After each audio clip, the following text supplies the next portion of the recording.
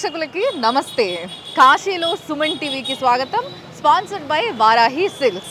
పెళ్ళైనా పండగైనా వేడుక ఏదైనా పట్టుచీరల ప్రత్యేక వేదిక వారాహి సిల్క్స్.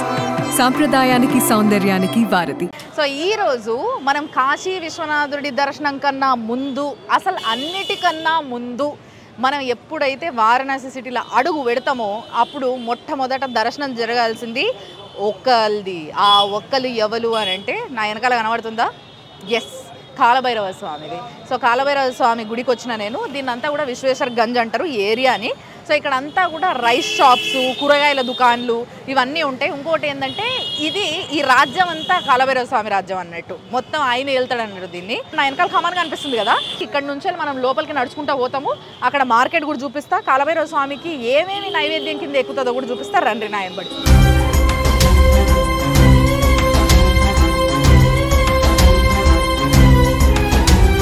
దేవరాజ సేవ్యమాన పావనాంగ్రి పంకజం వ్యాళయజ్ఞ సూత్రమిందు శేఖరం కృపాకరం నారదాది యోగి బృంద వందితం దిగంబరం కాశికాపురాదినాథ కాల భైరవం భజే.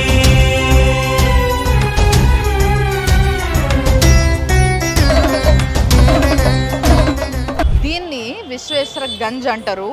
మనం ఇప్పుడు నడుస్తున్న ఈ దారిలా ఒక 200 మీటర్ల దూరంలోనే కాలభైరవ స్వామి గుడి ఉంది.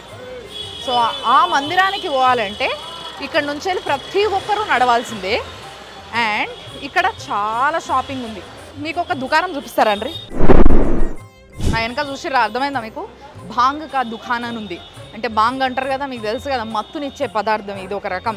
అయితే దీన్ని ఆకులతో తయారు చేస్తారు. అవేం ఆకులు ఇవన్నీ నాకు తెలియదు. బట్ బాంగ్ని మాత్రం ఇక్కడ అమ్ముతారు. ఎందుకు అని అంటే ఈ బాంగ్ ప్లస్ విస్కీ ఈ రెండు కూడా కాలభైరవ స్వామికి నైవేద్యం కింద పెడతారన్నట్టు. అంటే ఆయన నోరు తెరిచి ఉంటాడు, ఆయన నోట్లోకి కొంచెం అట్లా విస్కీ పోయడం కానీ, లేకపోతే ఈ బాంగ్ ముద్దలాగా చేసి పెడతారు, ఆ ముద్దని వేయడం కానీ జరుగుతుంది. అందుకోసమే గుడికి పోతూ మధ్యలో ఇక్కడ ఆయన తీసుకుందాం మనం కూడా. గోరింటాకు ముద్దలా ఉందన్నమాట. మీ అందరికీ నేను ముందు జాగ్రత్తకు ఒక విషయం చెప్దాం అనుకుంటున్నాను. ఏంది అని అంటే దేవుడికి నైవేద్యం కింద ఇది ఎక్కుతుంది, కానీ ఇది దేవుడికి నైవేద్యం కింద ఎక్కించిన తర్వాత మనకే తిరిగిస్తారు ప్రసాదం కింద. అంటే నైవేద్యం ప్రసాదం అవుతుంది కదా, అప్పుడు ప్రసాదం అయినప్పుడు మన చేతిలోనే పెడతారు. అప్పుడు ఆయన తక్కువ లోపలేసేసుకున్నారు, మొత్తం చక్కెర వచ్చి పడిపోతారు. అసలే అలవాటు ఉండదు మనకి. కాబట్టి ఏం చేయండి అంటే జస్ట్ ఇట్లా చిన్న టిక్లీ అంతా అట్లా తీసుకొని అట్లా వేసుకోండి, అంతే. అంతకు మించి ఎక్కువ వేసుకోకండి. గుమ్మని తిరిగి చక్కెర వచ్చి కింద పడిపోతారు. 30 రూపాయలు ఒక ముద్దనంట. ఇంత చలపాను.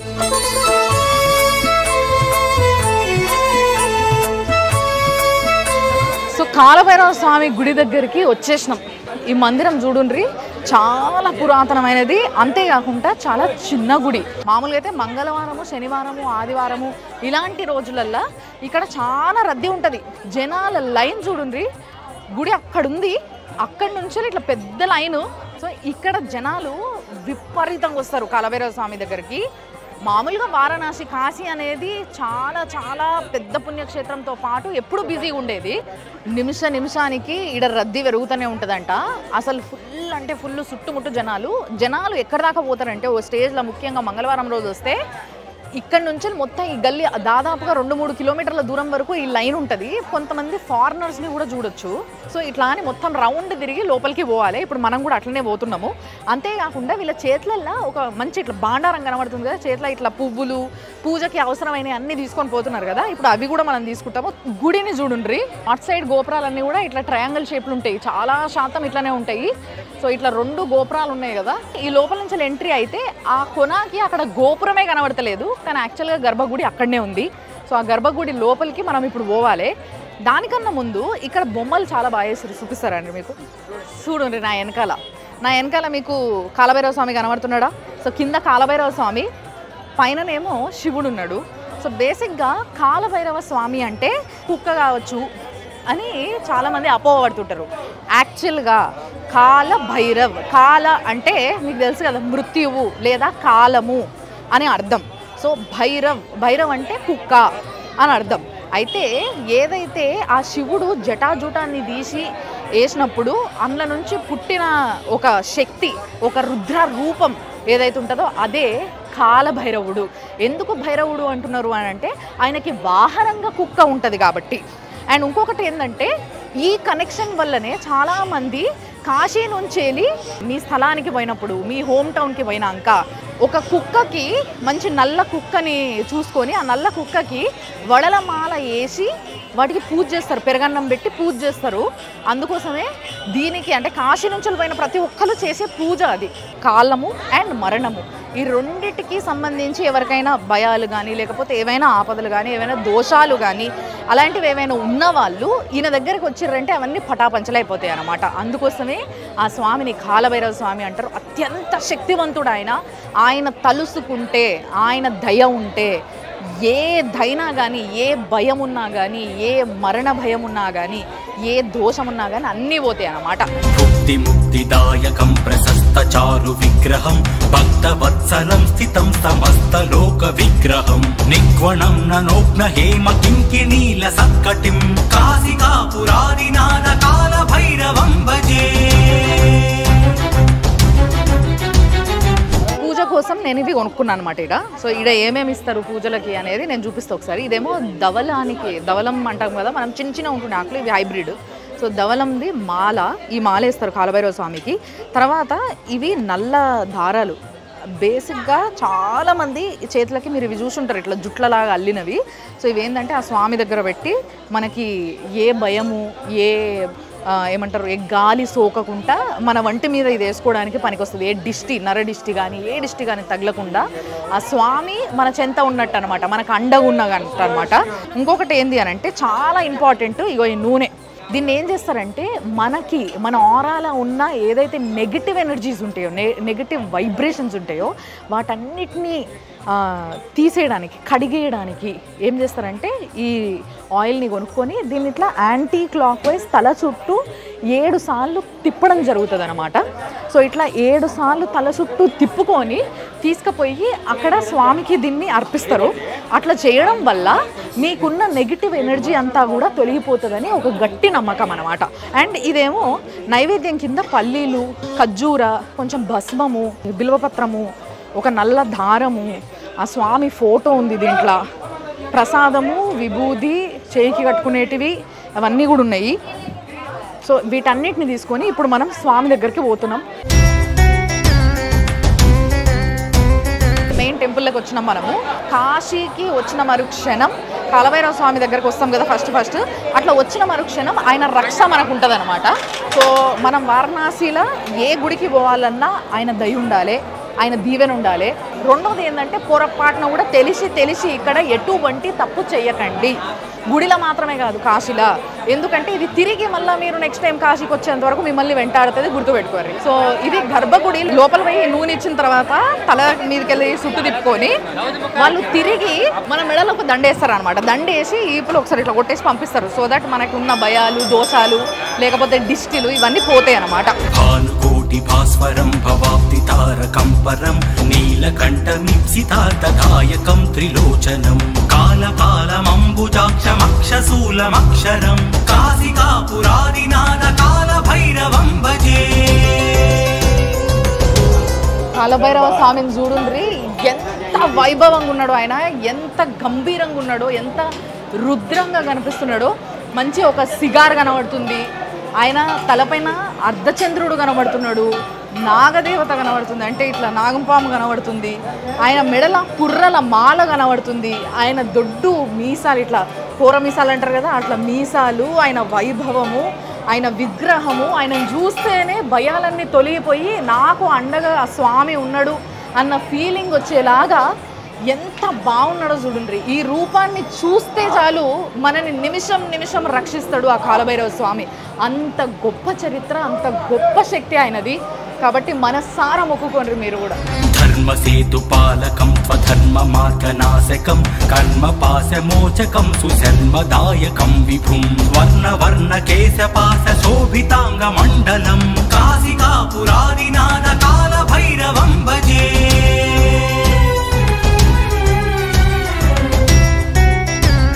ఇప్పుడు మనం ఇక్కడ కాలభైరవ స్వామి గర్భగుళ్ళు ఉన్నాం కదా, ఇక్కడ కొన్ని జనరేషన్స్ నుంచి వెళ్ళి నా పక్కన ఈ బాబా కనబడుతున్నాడు కదా, వీళ్ళే ఉన్నారనమాట. వీళ్ళ ఫ్యామిలీ మెంబర్సే, వీళ్ళ పిల్లలు, వీళ్ళందరూ తరతరాలుగా ఇక్కడ ఆ స్వామికి సేవ చేస్తున్నారు. కైలాష్ బాబా అని అంటారు ఈయనని, కైలాష్ దేబే ఈయన పేరు. కాబట్టి ఆయనని అడిగి తెలుసుకుందాం ఇక్కడ ఈ స్వామి చరిత్ర ఏంది, అసలు ఆయన గురించి ఆయన ఏం చెప్తాడు, ఇవన్నీ ముచ్చట్లు అడుగుదాం. నమస్కార్ जी, कैसे हो आप? काल भैरव स्वामी का बहुत विशिष्ट है, तो आप क्या बोलेंगे? काल भैरव साक्षात शिव अवतार है। दया भाव को शिव कहते हैं और उन्हीं के दंडित भाव को काल भैरव कहते हैं। इनके नाम लेने से काल का भय नष्ट होता है। वाराणस्याम भैरव देव संसारो भयनाशन अनेक जन्म कृतम पापम दर्शनीन विनश्यति। काशी में मुख्य अधिकारी हम मरने वालों को भैरव यम याचना नहीं होती, शिव याचना करके भैरव जी तुरंत दंड दे करके मोक्ष देते हैं शिव लोग। ఇక్కడికి వచ్చి చనిపోతే వాళ్ళు యముడి దగ్గరికి పోరు, యముడి వాళ్ళ ప్రాణాలని తీయలేడు. ఎందుకంటే ఈ భూమికి ఉన్న విశిష్టత అదే. కాలభైరవ స్వామి వాళ్ళకి ముక్తిని కల్పిస్తాడు అని చెప్తున్నాడు అనమాట. ఇక్కడ కాలభైరవ స్వామి అంటే ఎవరో కాదు, సాక్షాత్తు ఆ శంకరుడే. అంతేకాకుండా ఈ కాలభైరవ స్వామి దగ్గరికి వచ్చిన ప్రతి ఒక్కరికి మృత్యు భయము అనేది ఉండనే ఉండదు. ఈరోజు మన సుమన్ టీవీ ప్రేక్షకులందరికీ, మాకు అంటే మన అందరికీ కలిపి ఇంత పుణ్యాన్ని మూటగట్టించింది, అంటే ఈ దర్శన భాగ్యాన్ని మనకి కల్పించింది ఈ భయ్య, ఆయుష్ భయ్య. ఈయన వల్లనే మనం ఈరోజు ఇంతసేపు ఈ గుడి లోపల నిలబడగలుగుతున్నాము. మన ప్రాప్తి ఆయన దయ, ఈయన మన సపోర్ట్ ఇచ్చిండు అనమాట మనకి. సో ఈయననే ఆయుష్ భయ్య. నమస్कार भैया, बहुत धन्यवाद है. तो आपसे मुलाकात हुए तो इसीलिए हमारा दर्शन भी हो गए, बहुत अच्छा लग रहा है. Thank you so much. माल्यादि अपना नाम गोत्र ले लीजिए. रम्या कृष्णा. माल्यादिनी सुगंधिनी मालत्यादिनी प्रभो मयानि तानि पुष्पाणि पूजार्थप्रतिग्रहं नैवेद्यं सहितं यथाशक्ति कालभैरव पूजनं प्रतिष्ठति.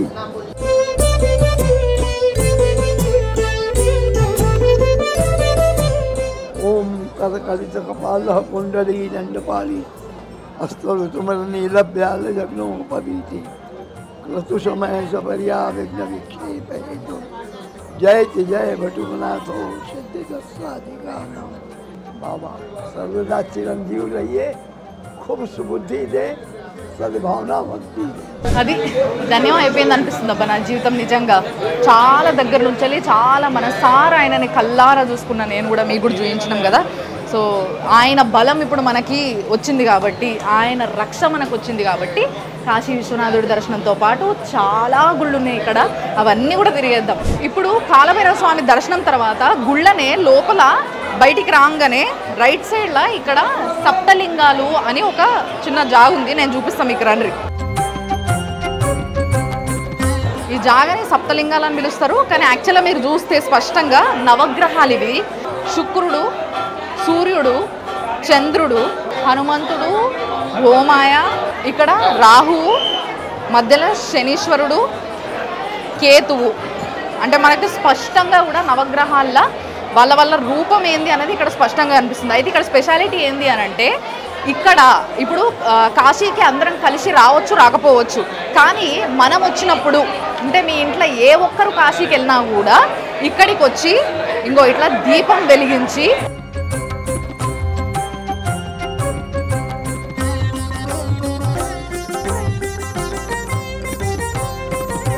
ఇక్కడ స్వామిని మనస్సారా ఏ కోరిక కోరుకున్నా, అంటే మీరు ఒక్కరొచ్చి దీపం పెట్టినా కూడా మీ ఇంటిల్లిపాది, మీ వంశము, మీ ఇంటిల్లిపాది, తల్లి, తండ్రి, అత్త, మామ, భర్త, పిల్లలు, ప్రతి ఒక్కరూ కూడా చాలా బాగుంటారు అనమాట. వాళ్ళందరి బాగు కోరుకొని మనం ఇక్కడ ఒక దీపం పెడితే వాళ్ళందరూ కూడా వచ్చి ఇక్కడ దీపం పెట్టినట్టు సమానం. అందుకోసమే ఇక్కడ అందరూ వచ్చి దీపాలు పెడతారు, మీరు కూడా మొక్కుకొని.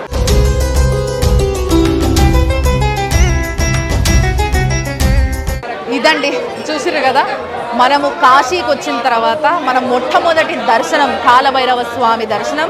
చాలా మనసు నిండుగా అయింది దర్శనం, నాకు చాలా మనశ్శాంతి ఉంది. సో మొదటి దర్శనం ఇంత అద్భుతంగా అయింది. ఇప్పుడు ఏ విఘ్నాలు లేకుండా ఆయన రక్షతోని అందరి దర్శనం చేసుకోబోతున్నాం. మీరు చూస్తూనే ఉండుండ్రి మన సుమన్ టీవీలా. కాశీలో Suman TV sponsored by Varahi silks. ఏ పండగైనా, పెళ్ళైనా, ఎటువంటి వేడుకైనా కానీ ప్రతి ఒక్కదానికి పట్టు చీరల వేదిక ఏదైనా ఉంది అని అంటే అది వరాహి సిల్క్సే. కాల భైరవాష్టకం పఠంతి ఏ మనోహరం జ్ఞానముక్తి సాధనం విచిత్ర పుణ్యవర్ధనం శోకమోహ దైన్యలోభ కోపతాపనాశనం ఏ ప్రయాంతి కాల భైరవాంగ్రి సన్నిధిం ధ్రువం వాంగ్రి సన్నిధిం ధ్రువం వాంగ్రి సన్నిధిం ధ్రువం.